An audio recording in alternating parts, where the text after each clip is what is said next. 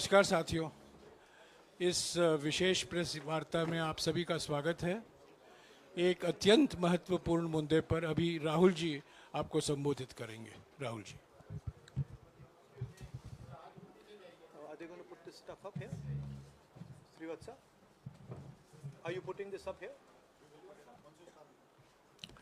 नमस्कार, कैसे हैं?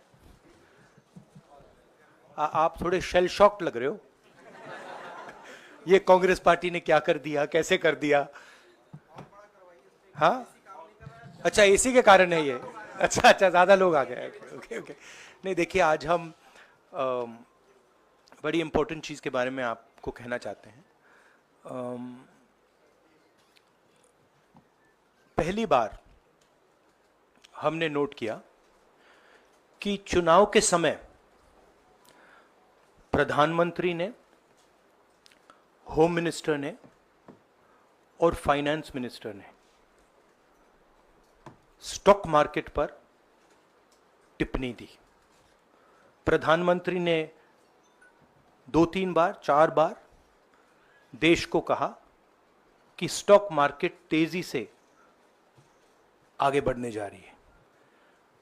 होम मिनिस्टर ने सीधा कहा कि 4 जून को स्टॉक मार्केट आसमान में जाएगी, लोगों को खरीदना चाहिए। और यही मैसेज फाइनेंस मिनिस्टर ने दिया। फर्स्ट, ये आज थोड़ा हम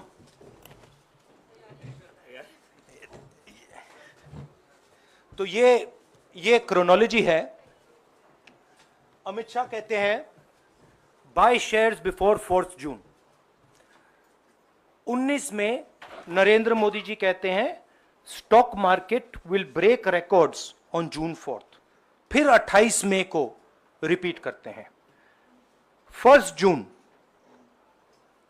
मीडिया झूठे एग्जिट पोल रिलीज करती है।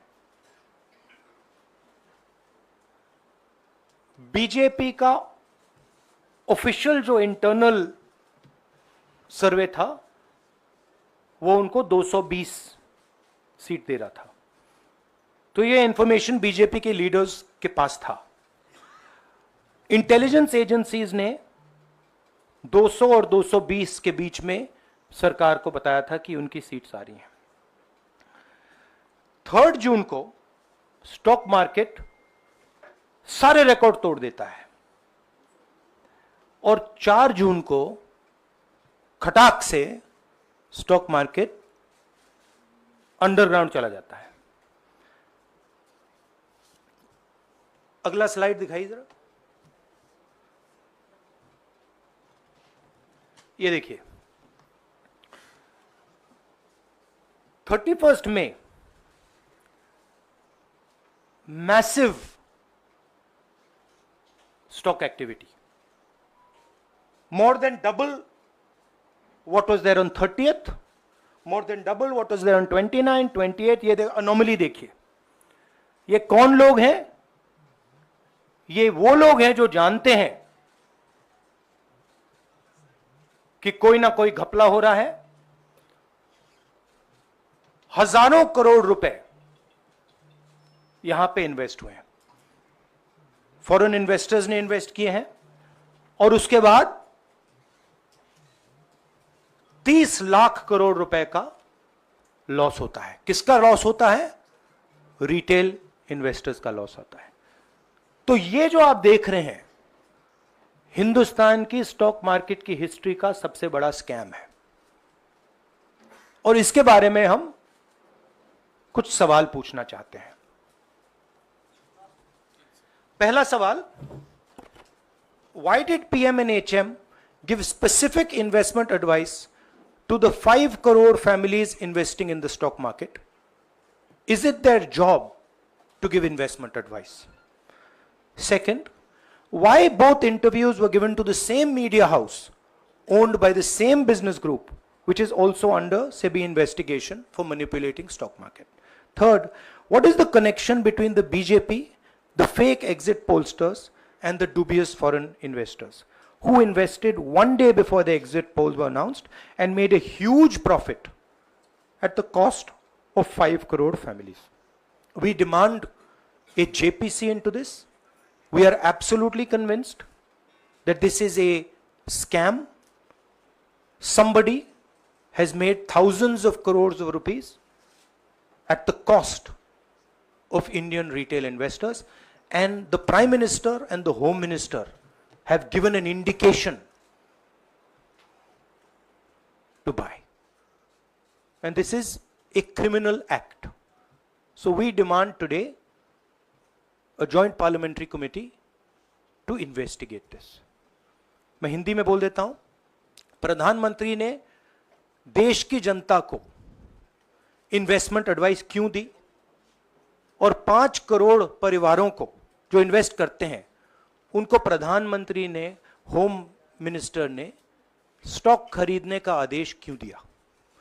दूसरा, दोनों इंटरव्यूज जो किए गए थे वो अदानी जी के जो चैनल्स हैं उनको दिए गए थे, उन पर सेबी का इन्वेस्टिगेशन हो रहा है, तो उन चैनल्स का क्या रोल है।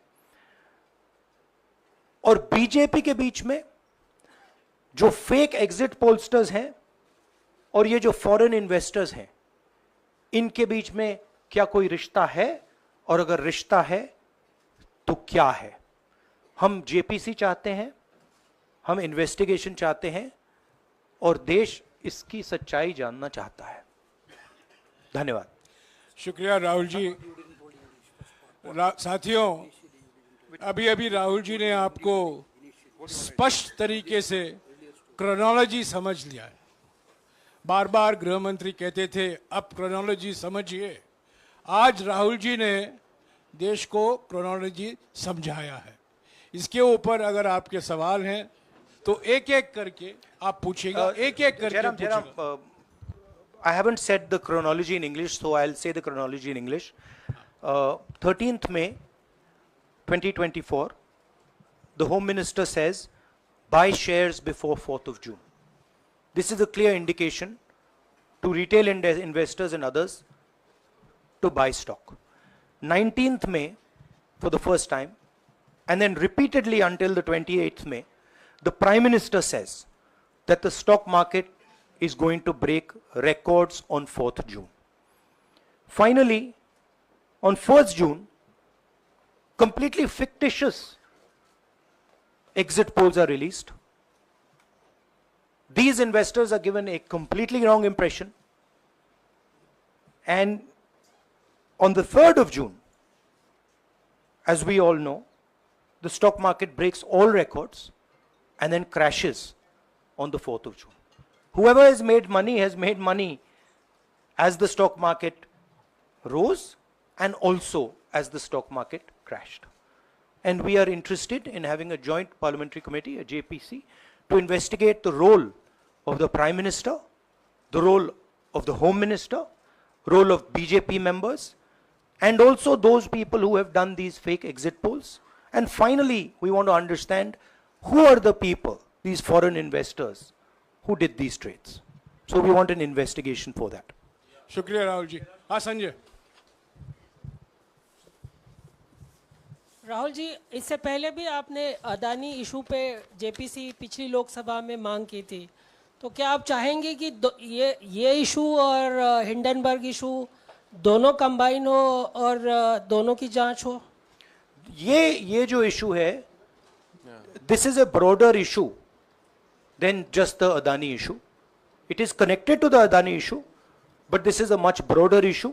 This is directly the Prime Minister of India, Home Minister, who are privy to data on actual election results, who have IB reports, who have their own data, who are advising retail investors to buy stock on the 4th. This has never happened before. And by the way, the Prime Minister has never commented on stock market before this.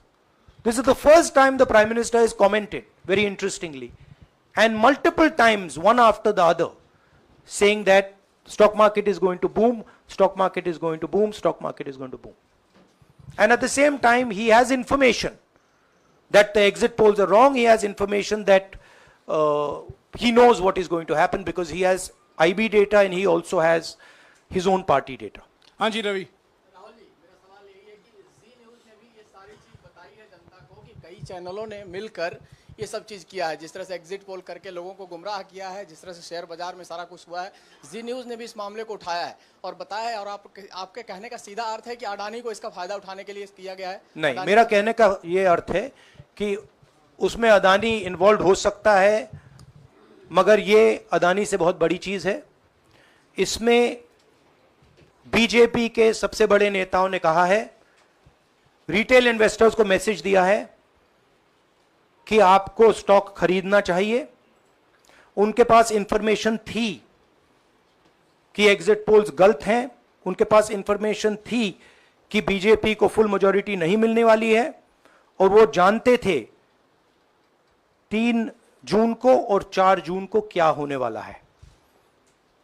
कितने का 30 लाख, कितना 30 लाख करोड़ का नुकसान हुआ है? कितने का? 30 लाख करोड़ रुपए का नुकसान हुआ है और हजारों लाखों करोड़ रुपए का चुने हुए लोगों को फायदा हुआ है। और हम इंक्वायरी चाहते हैं प्रधानमंत्री पर, होम मिनिस्टर पर, जिन्होंने एग्जिट पोल किया उन पर, और ये जो फॉरेन इन्वेस्टर्स हैं उन पर। हाँ शमिन।